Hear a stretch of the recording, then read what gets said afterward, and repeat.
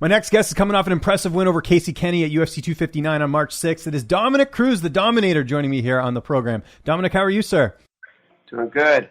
Good to hear. What are you having in the morning here? I had a little coffee, but it wasn't enough because so I needed a little extra boost. So I got a good old Monster Energy drink, but it's the rehab one, so there's no bubbles. So it's it rehydrates you at the same time, whereas a lot of them don't do that. Nice. Do they have that in Canada? Do you know? I got to check that out. That's where I'm from, so I got to see, because I know in the U.S. sometimes they have different drinks over there. That's a good question. I'm pretty sure that we do ship everything from Monster over to your land.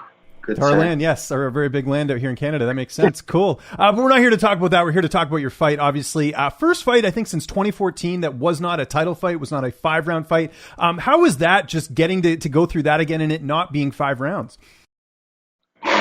Well, it was easier, to be honest. That's the only way you could put it. Like, easier on your body. It's not an easier fight. I mean, a fight's a fight, but it was easier on my body to only have to prepare for 3 or 4 rounds instead of 5 or 6, obviously.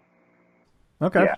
Just as simple as that. That makes sense. What was the game? What was the game plan heading in against Kenney? Because it looked like you executed it pretty well.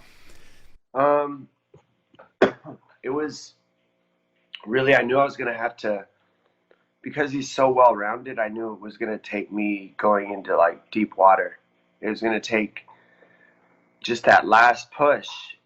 He's from my hometown, Tucson, Arizona, and if you know anything about where I'm from, I mean, there's a lot of tough people out there, and he's a tough guy. So I knew it wasn't going to be like, he wasn't going to just go away. I was going to have to push a button, knock him out, and if I didn't get the knockout when I obviously was pushing to, then I was going to have to take it into deep waters and let the cardio and the pace do some of the work as well. That's it. I mean, that's really what the game plan came down to. You're sort of a master when it comes to, analyzing your opponents. I mean, you do the commentary as well. Was there anything in the fight that surprised you from Kenney that maybe you weren't expecting? No, nothing surprised me. I was actually surprised he went for the guillotine when he did on the fence, because he gave me a takedown. Like, a lot of times you're better off not going for a guillotine, because when you go for that, yeah, you sort of say, okay, it's almost like a last case scenario when you do go for it. It's like, okay, he got in on my hips deeper than I wanted to, so I'm going to threaten this choke. And when I threaten the choke, that'll get him to let go. And he committed fully to it. So when he committed, that's what gave me the takedown. So I was surprised that he did that. Okay, that makes sense. And then it goes to the judges' scorecards. Were you pretty confident you had it, because it was a split decision in the end? I was in the beginning, but I don't know what how one of the judges gave the whole fight to him. I don't know what he was smoking. You know what I mean? It's right. Just that simple. Like, I'm not going to say like it was, I just don't see how you give him the whole fight, anybody. I get how you could maybe give him a round, but not the whole fight. That doesn't make sense to me. So again, it's scary when you leave it to the judges, because you don't know what they're seeing. The judges don't really have an educated eye. They don't. They're not educated, so it's hard. Absolutely. And I don't know if you saw MMA Decisions. It's the website where all the media posts the scorecards. I mean, the majority had it for you. I don't know if anyone actually had it for Casey, but it was, in favor of you. So at least that's good. Everyone sort of watched the same fight, right? So. Yeah, I mean, you can't really be mad at it. You got to expect it at this point.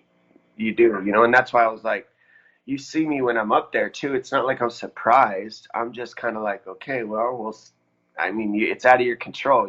You left it to the judges. Now, if they give it to Casey, then there's nothing you can do. There's nothing you can do. The big talk sort of out of this fight was, sort of the post-fight comments, I know, with the whole Hans Molenkamp thing. And we're not going to dig into that, but I was just curious, did he ever get in touch with you, or has the company, since that had come out, since the fight was over? Yeah, the company's reached out to me, and they were very open-minded with me at the top. One of the, there's the president, the vice president, and then there's the guy that works for them. and he reached out to me. I'm not going to name any names, obviously, but they reached out and they were very open-minded and they were hearing my side. And um, I couldn't really do that before.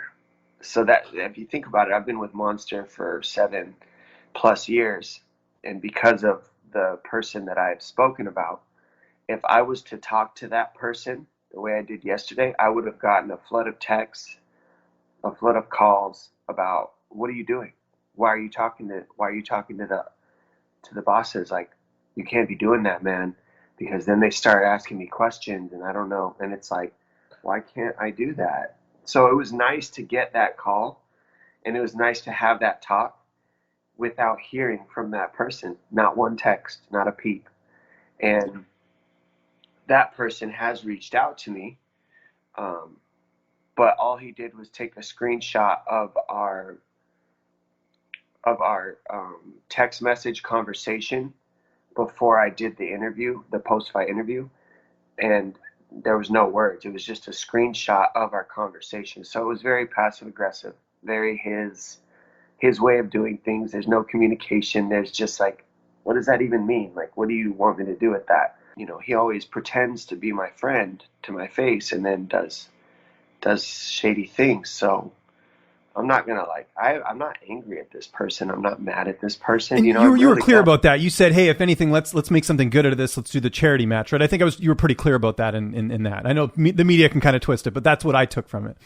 Yeah. So there's no, to be anger would give him a lot of, power over me. There's none of that. It's just like, look, this is wrong dealings, man. And this isn't professional, and it's actually illegal in some ways, how you're treating us. So I'm here to stand for that, because if it's happening to me, I'm positive it's happening to other fighters, because I'm no dummy, and I don't like the way it made me feel. So if it's happening to me, it's happening to others, and that's what that was all about, man. It wasn't. I actually didn't even expect it to blow up like this. I just wanted to get, to me, it's a win-win. Like, let him. He's gonna have a problem with me, so let him get it out on me if we want, and then charity wins, like legitimate. Yeah, no, it was a good spin on it. I really thought that was good, because make something good out of this whole thing, right? So yeah, because I'm not, look, I fight people for a living. Like, this isn't new for me. This isn't when I fight somebody, I'm not mad at Casey Kenney. I don't hate him. We're fighting. It's, this is what it is. This is our business. He's, he brags a lot about being that. So he's in the same boat now. Let's give you the opportunity. Obviously, another big storyline from your card is this whole DQ from Aljamain Sterling with him winning the title. I'm sure you've caught it by now, or at least saw what happened. What was sort of your take on the whole situation and, him being awarded the belt for the DQ? It was, what do you really say to that? The poor guy, anybody. And that's just such a crappy position for anybody. I would say, I guess the only thing I could say is you have to, I think we've seen Jan, I'm not 100%, but has he taken responsibility and he's apologized?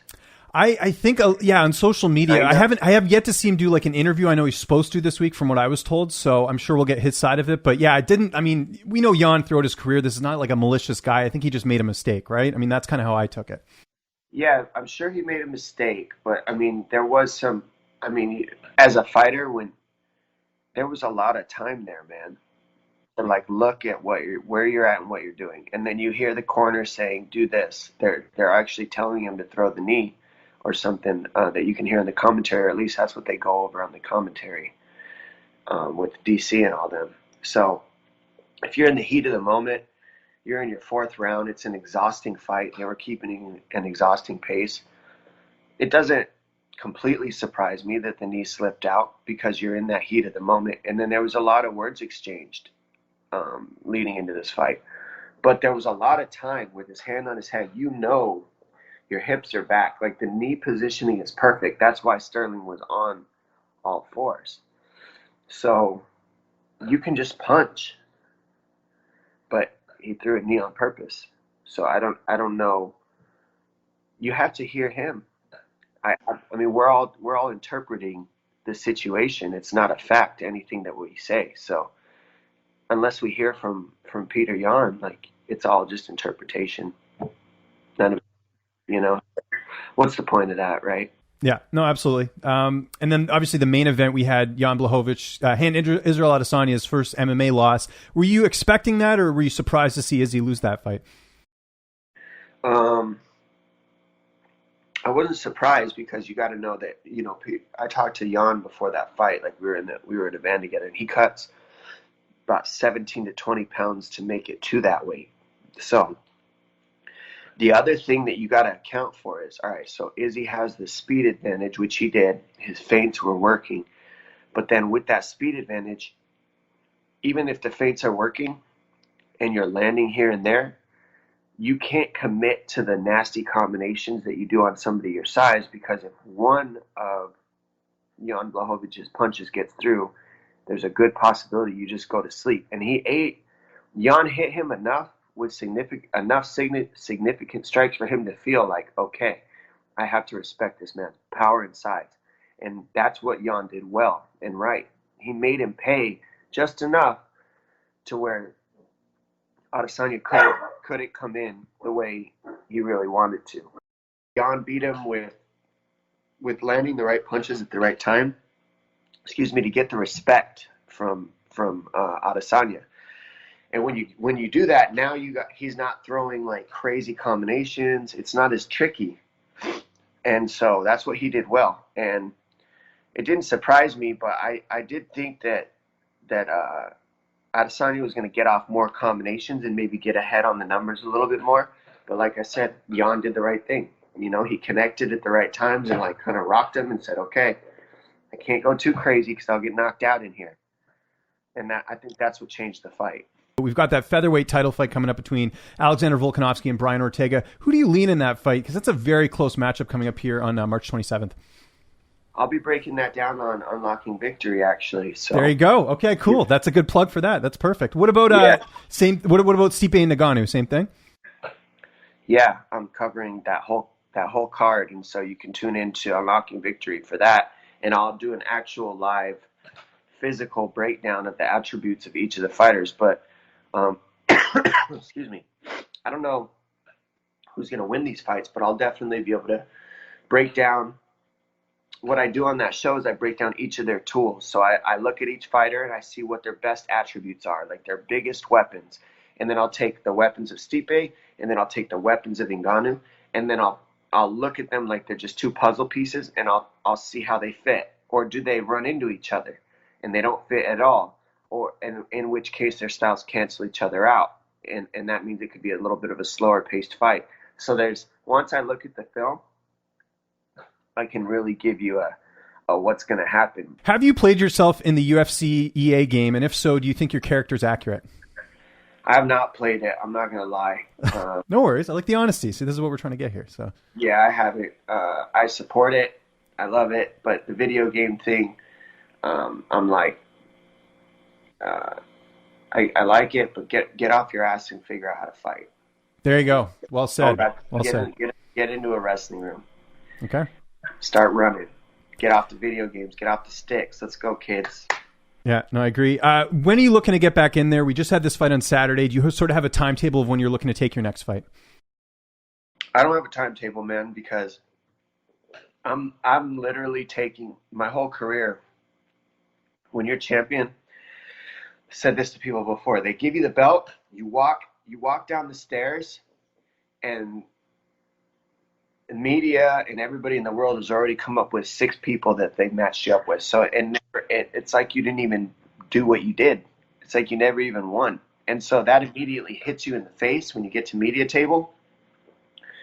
Well, this person's look good. Well, everybody looks good. We get it. Just give us like at least maybe 1 week. We just had 12 weeks picturing this person in our dreams on how we're going to beat him and visualizing ourselves with our hands up. My hands are still up this week. I'm still walking around the octagon like this. Maybe in a week or two when the swelling goes down in my feet. I kicked his knees a lot, and so your feet swell up, but no injuries, just some swelling here and there. And then I can start thinking about it when I get on a bike next week and I start hitting the Aerodyne bike and I do 30 minutes on it.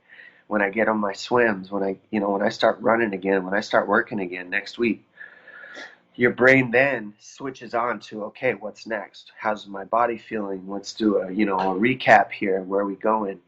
But this week, I think it's important for fighters in the world to know you got to celebrate your results sometimes. It's very important, especially for a guy like me. I'm a very results-oriented person, and so I can forget to celebrate. After 2 losses, I learned you need to celebrate your wins. It's important. Well said. I like it. Have you and Uriah Faber kind of squashed your sort of rivalry? It seemed like that was the case after his, I think, a couple fights ago, but I just wanted to clarify, are you guys cool now? Yeah, you could see it. We shook hands on Fox Sports years I remember back. that. Yeah, I saw that. I was just wondering if that was still the case. Yeah, no, I figured was as much. real. After the amount of rounds we've done, we fought 3 times. You know what I mean? Like, everything's said. Things are done. He's not like I said, I never really hate anybody that I fight. Do we have difference of opinion? And if you come at me, I'm going to come at you back. But doesn't mean I hate you. And yeah, me and Faber are good. He's a good dude. He's just trying to help mixed martial arts at all times. Yeah, he can be a little goofy sometimes, but I told him that to his face. He knows that. He probably says the same about me. But that's the funny part about our, I don't know if you'd call it a relationship or not, but yeah, no, I know exactly what you mean. And then what about TJ Dillashaw? He sort of went hard in the paint on Saturday. I think what Dillashaw's doing is brilliant, by the way, because fans are going to hate him no matter what because of the PED thing. So he goes hard on Aljo, goes hard on Jan. What did you think of that? I don't know if you saw the tweets or not. Yeah, I didn't really see him, but you could share it to me. The Oscar goes to Fake Master, referring to Aljamain Sterling, for the best actor in a title fight, and Petr Yan needs a crash course on the rules of the sport. He was once a champion. Hey, Peter, now you're a cheater too, bitch. That's what he says. Okay. And did you get all that? Do you want me to repeat it? Or? No, I got it. And does he have a fight lined up already? No, I think they're going to probably do him and Sandhagen. I would think, especially now with the fact that the title fight's going to be a rematch, right? So I would think Sandhagen's, and they're former training partners. It kind of makes sense, right? Yeah, I like that fight. I think that's a good matchup. I think how come he's not talking to Sandhagen? Yeah, I don't know. I think because I think he's trying to go for the gold and put his name in that because he took advantage of that situation, right? He's trying to put his name in the conversation, right? Okay. That's how you stay relevant. It's no different than when Colby will chime in on like the Usman and Burns fight or something, right? So. Yeah, I mean, okay, so if you're just trying to stay relevant, I don't know if those are the choice words personally, but like you said, maybe everybody's going to dislike you anyways because you're a cheater, so you might as well go all in on it. But to go, look, now you're also a cheater, Jan. That's just a mirror. That's just him exposing himself again, trying to make himself feel better, like for being a cheater. So it's like he's looking at a mirror when he sees Jan. He goes, "Oh, look, he's a cheater too." And it's like, okay, cool. You're about 8 years old. Dom, we went way over time. Thank you so much for doing this. I know you probably got to go walk your dogs right now. Just remind people where they can get a hold of you on social media, if you got any shout outs. And also the next time we'll see you in the broadcast booth. I'm not sure when we'll see you then, but the floor is yours, sir. Yeah, DominickCruz.com. You can check out, I got a footwork series on there too, guys, where you can, I got all the basics put down in a nice scenario for you where you can figure out what you need, especially if you're in lockdown. There's a lot of stuff you can do, solo drills and things of this sort. They can help you get in shape and help you in any sport, not just fighting. Unlocking Victory for ESPN. I'll be filming that this weekend, like I was just saying. You can, Dominick Cruz is on Instagram, so it's not hard to find me there. And I appreciate all the love and support from everybody.